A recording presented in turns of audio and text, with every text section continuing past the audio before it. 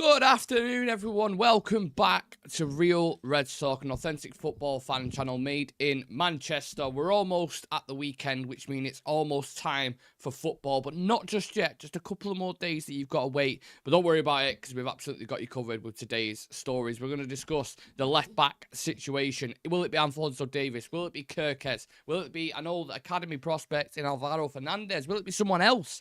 I want to get Shreyas' thoughts on that and everyone else's, of course, as well, who you would go for and why you would go for that specific player.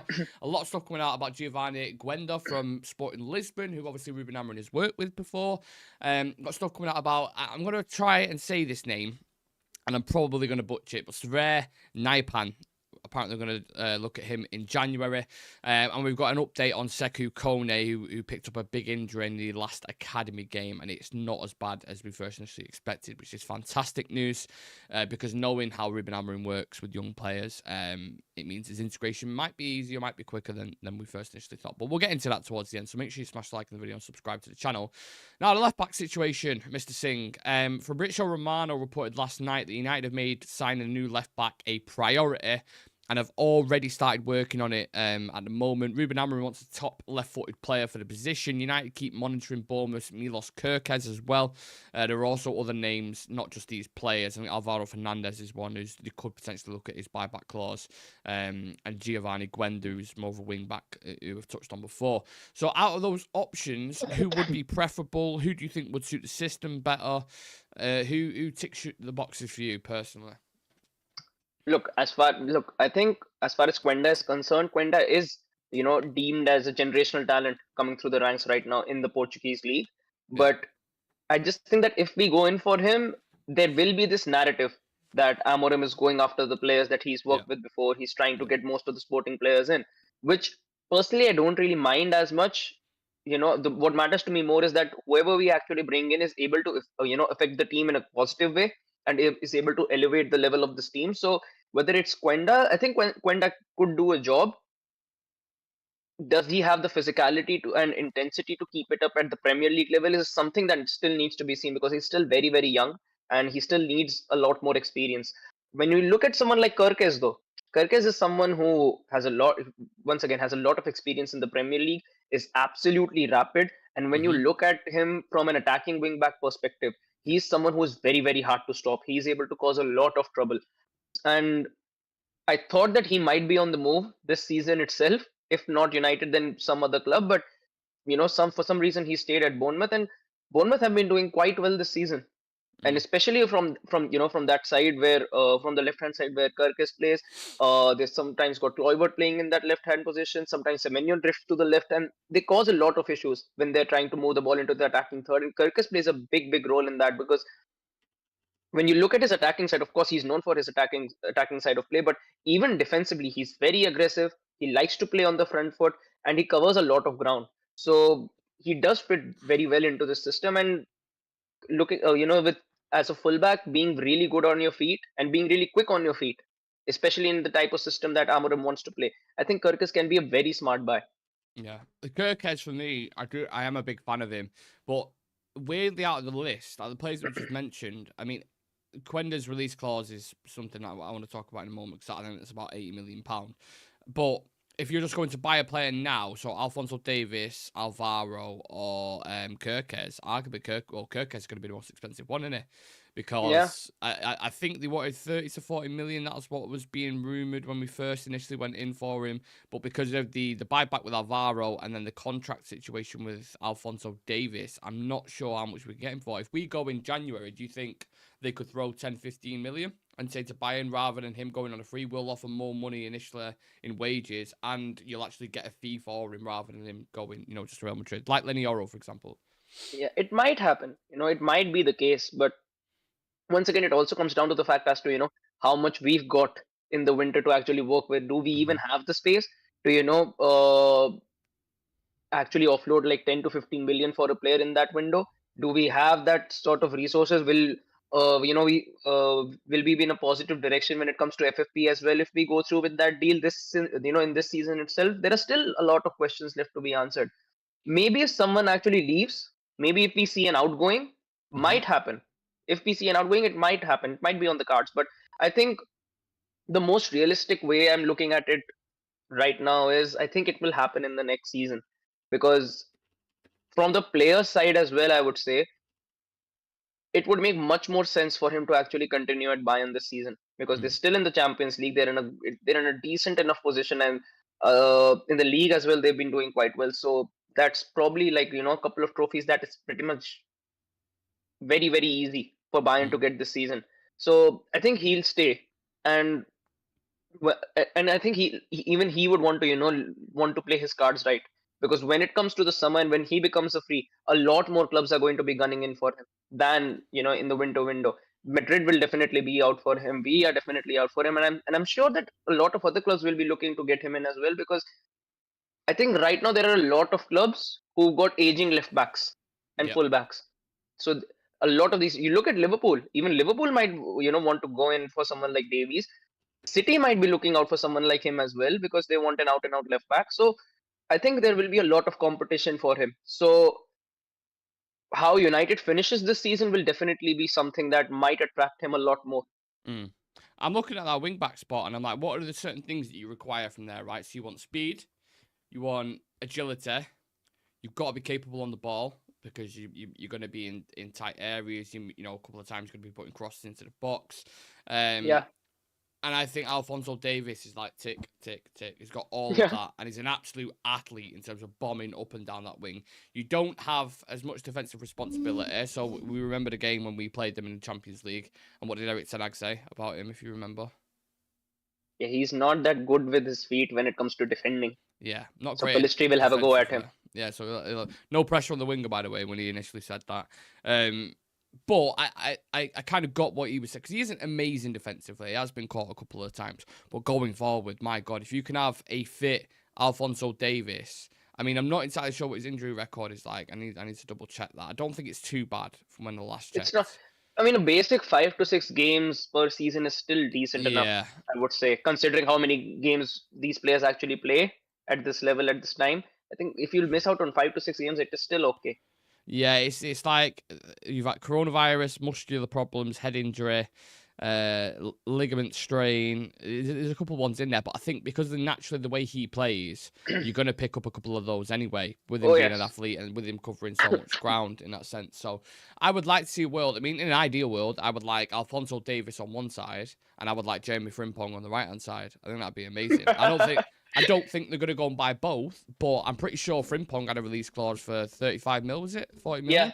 yeah, You get them yeah. two I for think it's 60 been million quid, 25 yeah years in the old. summer. I think it activates in the summer window that you can get him for 40, 45 at max.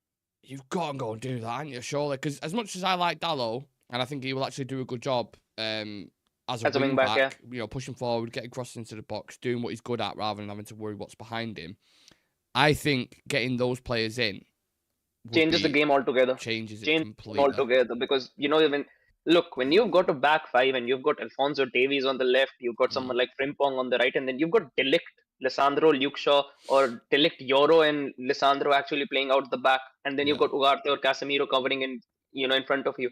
It's a very hard team to break down. It's a Yeah. very hard team to break down, because then you've genuinely got the perfect combination of technical ability, speed, and as well as I would say, unpredictability. Mm. Because with Frimpong and both of them, they're very hard to track when they're on their runs. They're very Quick, hard to track. extremely Yeah. quick as well. Both of them off the mark, acceleration wise, they're very quick. The weird thing is, Amrin, when he was at Sporting, played with like inverted wing backs, didn't he? I'm pretty sure Yeah. Quenda is left footed, and their other wing back, I can't remember the guy's name. I think it was Nuno Santos. Yeah, Nuno Santos, right footed. So I don't know in terms of profile if he wants that specifically because he wants to play more going through centrally.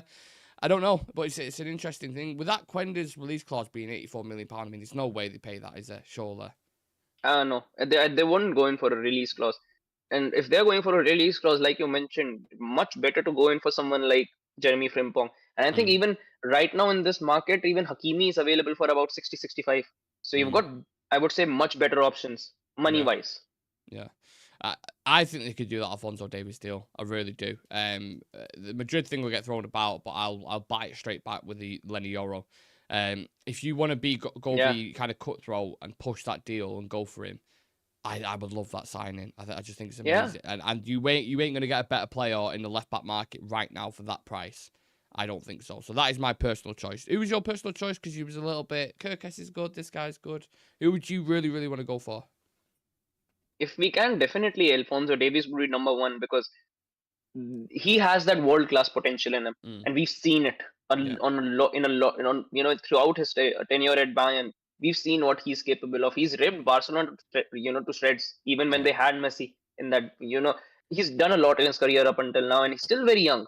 So there's always going to be Alphonso Davies, but if it's not him, for me, second choice would be Kerkez, because even Kerkez, I think he's very, very difficult to track down. Kerkez, it's the price wise, but you know what? The more I watch him, especially just before the international break as well, I kept a close eye on him. Maybe in the City game, was it potentially? He was like one of the best players on the pitch, I think. And I'm like, yeah, he's convincing me more the more I watch him. And obviously, you've always had that, the Prem proven thing that kind of gets thrown about, don't you? That he has played in the Premier League, so like the demands on that, and played for, with all due respect, a much smaller club in Bournemouth. Yeah. So yeah, I suppose we'll just have to keep an eye on that one. But do you think they'll do it in January or summer for any of these deals? I think they'll do it in the summer. I don't think that they'll be doing it in January. If they do it in January, I'll be really surprised. I'll But then you genuinely be very can't surprised. offer a fee, can you? If you don't do it, for Alphonso, I mean, you Yeah, can't offer a yeah, fee. you'll Then, have can to you? You offer. have to Yeah, try and I barter mean, it will on be, free. it will be a much smaller fee, but it'll definitely be a fee. And I'm just not quite sure as to how, where we actually stand budget wise. Like, Yeah. if it does come to it, how much at max can United actually pay? Can they pay like 15 to 20 mil? Because if we can, I would want to get it done in January itself, because we really need a left back. We genuinely really, really need a left back. You can't rely on Mazarawi and Dalot throughout the season and just hope that none of them actually pick up an injury when they're both playing, 90 minutes of the entire game every single week. So you need someone in, and if we can actually, shell out like 15 to 20, I'll be much happier to get it done this window itself. Let's see what happens with that left back. We'll part that discussion on there because I'm sure there's going to be more stuff coming out, especially as we're getting closer and closer to January, near the end of November now. So we've got a month until the window, and then you're going to start seeing reports near the end of December, as you usually see, monitoring, keeping an eye on, keeping tabs on. All that and these are the players going to be mentioned. Davies will be mentioned, Quenda will be mentioned, and Gyökeres will be mentioned. Yeah, Gyökeres for sure. And you'll also get like kind of other reports going, probably being surfaced from the club who are briefing it through your Laurie Whitwells and stuff, saying, oh, this money's tight in January, we can't really afford to spend anything. It's probably more of the summer, we'll look for an Alphonso or we'll look for this guy or whatever. So that's both sides of the coin that you'll see. But whilst we're on the discussion of being linked with players, I mentioned at the start, Sverre Nypan, I think it is. He's a midfielder from Rosenborg, who we played obviously in pre-season, highly touted. We've been following him for a while, and Dean Jones Soccer is reporting that they are leading the race to sign him. However, Nypan is carefully considering his preferred destination after gaining widespread interest and wants to ensure he is in line for regular game time. Now, I'm not going to propose you give us a full analytical view on this player, because I'm sure you haven't watched him much, if at all. But these kind of signings sometimes go under the radar, don't they? In terms of like the Sekou Kone who we brought in. So these are actually nice signings, finding little gems, Shreyas. Yeah, it is. And, I think we mentioned it on yesterday's show itself. We need to get more of these players in at a younger age itself, so that they know, what is expected of them and how much they need to elevate their level to, so that, even they know what weight this shirt actually carries. Some players are not able to carry the weight of this shirt. So if you can get them in at a good age, provide them with a safe environment and let them grow through the ranks, provides them with a much stable, I would say, environment when they make it into the first team. And I think there are a lot of these youngsters who are coming through the academy. I think in the next couple of seasons we might be seeing a lot more of these with someone like Amorim in, because he loves to work with these youngsters. He loves to get players through the academy and integrate them into the team. So I think it's a smart deal, because you can't actually be in a situation where every single window you go in and invest 50 or 60 million pounds in every single position. It just cannot happen. So you need to look out for these players and get them in at a young age at small fee, and if they work out, it's good for you, and even if they don't work out, it's not as much of a loss, than going out for a player, getting them in for like 50-60 million and expecting them to rectify a problem, and then they don't work out. That's a bigger problem. Yeah, we was talking about Madrid there, and they've gone from a model of just buying pure Galacticos to the young Galacticos, the next ones. I feel like we're taking it to the next level and going with like the 17-year-olds, 16-year-olds with the next kind of Galacticos from there. They started it with Valverde. They got Valverde in at a very young age for a very modest fee. Yeah. Hendrick's another one. I know that was quite expensive and pricey, but yeah. I'm just talking about like there is a lot of clubs going down that route now. There's not a lot of clubs just bringing in, the 25-year-olds or what have you. Like youth is the future in it, and getting them at a good price seems to be a thing. You've got a lot of teams who are setting these scouting networks up, especially in South America, where they're pulling players like Casado out and McAllister from Boca Juniors and these kind of guys and turning them into like 100 million pounds. Brighton, Belieber being another example, like these guys that are coming through.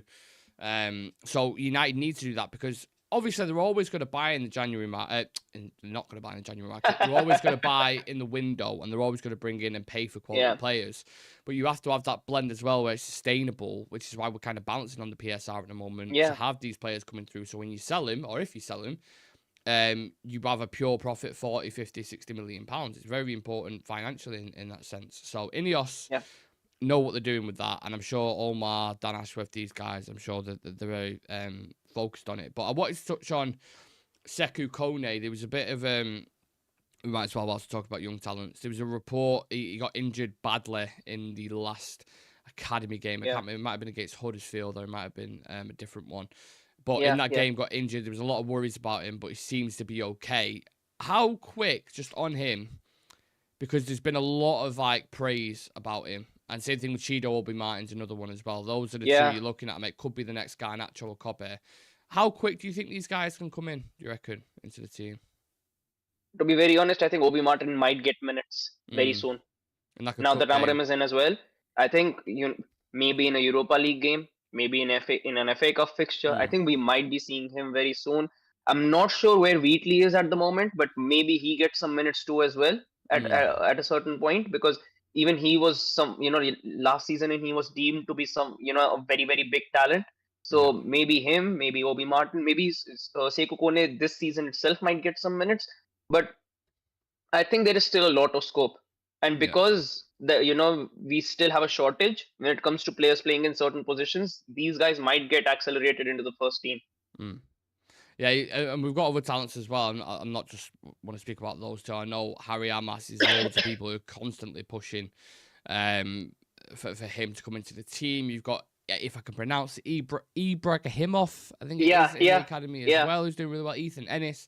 Like that's the most exciting thing about United, or one of the most exciting things, is you've got some really, really, really good players. But I always stress, Shreyas, with these guys coming up, it's the level of difference from under 18s, under 21s to Premier League football is a giant gap, giant gap. And I almost feel like we put a bit too much pressure on them, because everyone's looking at Garnacho and Kobe and they're going, well, look, these did well. These did okay. Like, these kids are special fucking talents. Like, you don't get them a lot. And not every player is going to work out like that, are they? Players like them, and I would say this especially, players like Kobe Mainoo come once.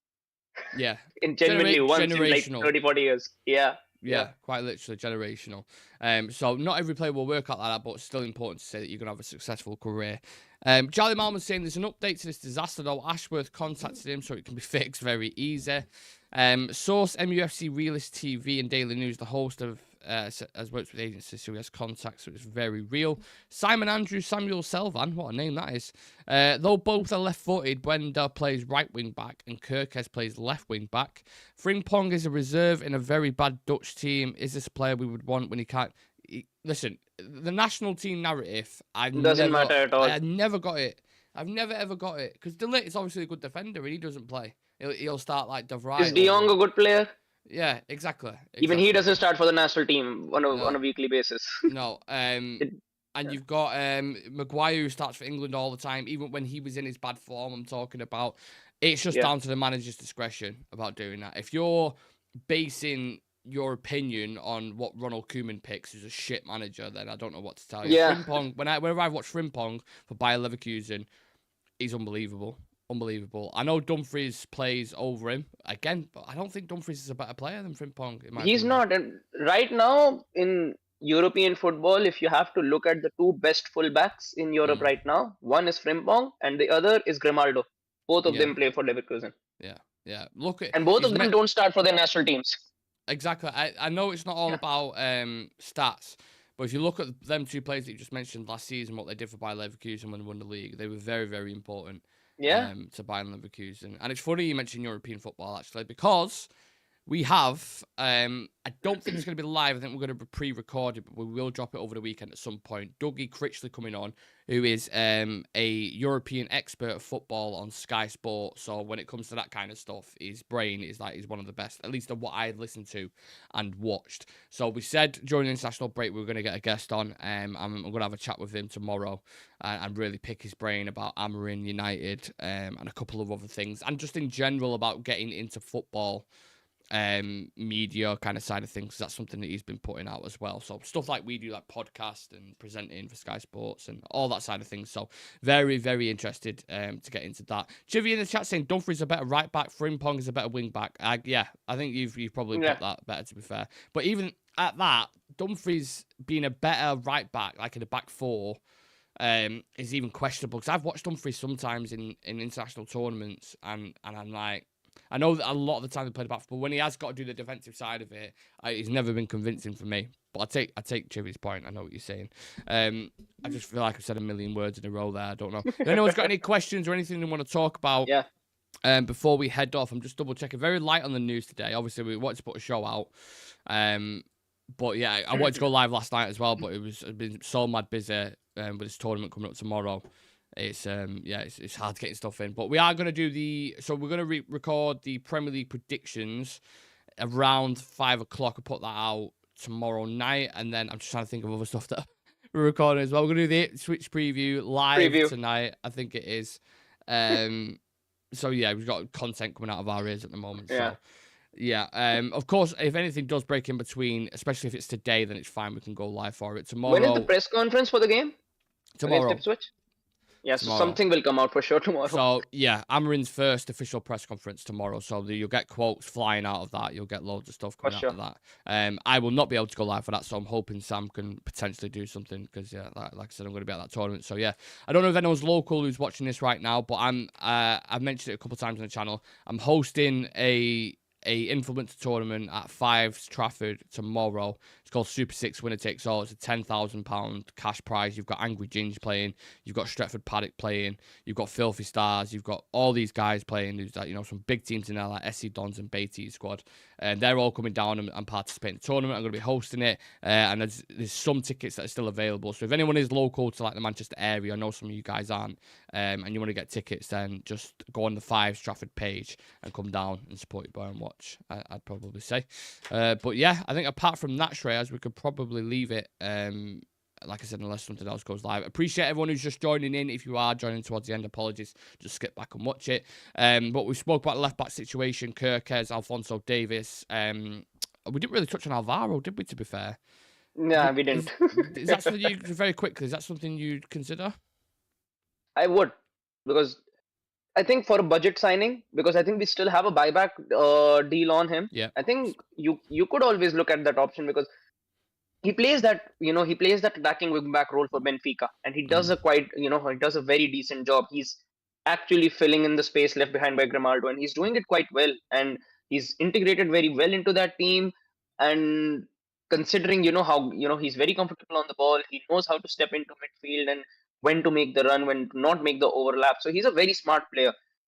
I'm sure Benfica will cash out on him, though. I don't know how long a buyback deal on him is applicable for, but if we don't go in for him, I'm sure that they'll get a good price, like a 60-70 million price for him, because Benfica know how to sell these assets. They're probably one of the best in the Portuguese league when it comes to selling on their assets. I think they got 130 or 120 for Enzo when they sold into Chelsea. So they're going to be very tough to actually negotiate a deal with. Amorim's watched him closely as well, and he's come up against him, so he knows what he's about. Obviously, the academy guys and people at our club know more than enough about him, because they nurtured him to the point when he went over to Benfica. It's more on the player, I would probably suggest, if he wants to after United letting him go, losing that bit of trust, will that be Yeah, something, or will he be like, right, I've made a point now, I want to go back and I want to be a starter for him? I don't personally see it happening. I would yeah. rather go for an Alphonso Davies, but something definitely to keep a tab on. So yeah, Charlie's saying it would be either Alvaro or Amas. Who would you want? As a wing back, I think I don't know. Really don't know. It's a tough question that. I prefer Amas personally, but I get a lot of people like Alvaro. I just need to see him once play under Amorim once. I think Mm, once we actually see him play yeah. under Amorim, I think that's when people will be able to make a better judgment, because how much can Amas affect a game? How much can he be utilized in this team right now? It is still genuinely, a big question mark. Mm, And if he gets chances under Amorim, then probably we'll have a much, fairer judgment on him. If he's ready yet, or maybe he needs a loan, like Ahmad got a loan. Maybe he is someone who wants a loan deal as well in the championship. Goes out, get some good minutes in, get some experience in, and then makes a case for himself in the first team. yeah, I agree. Give it a couple of weeks, and we'll and Yeah, we'll see. Yeah, we've got to see how these guys cook under Amorim and who's being kind of pushed from the academy and who's playing. So yeah, exciting times, man. These next 2 days are going to be mad yeah. busy. Honestly, it's just going to be nuts. So yeah, if you can hit the subscribe button, smash a like on the video, and turn on those notification bells, because there'll be shows going left, right, and centre, pre-records, lives. So you don't miss out on any of that. It'll just drop down on your phone or tablet, wherever you watch it on. You can just pop, tap it. Yeah, thank you very much for watching, guys. Big up Shreyas as well for joining me on this afternoon's show, and I'm sure both of us will be seeing you very soon. So take it easy.